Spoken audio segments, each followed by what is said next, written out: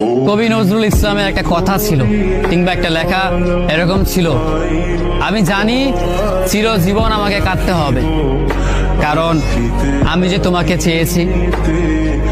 আসলেই আমি যে তাকে চেয়েছি এই জন্য আমাকে সারা জীবন কাঁদতে হবে, কারণ আমি তাকে কোনোদিন পাবো না, আর পাইনি বলেই আমার কান্না করতে হয়। তাকে আমি প্রচন্ড ভালোবাসি বলেই আমার কান্নাটা আসে, তাকে আমি আমার করে পাইনি বলেই আমার কষ্টটা হয়।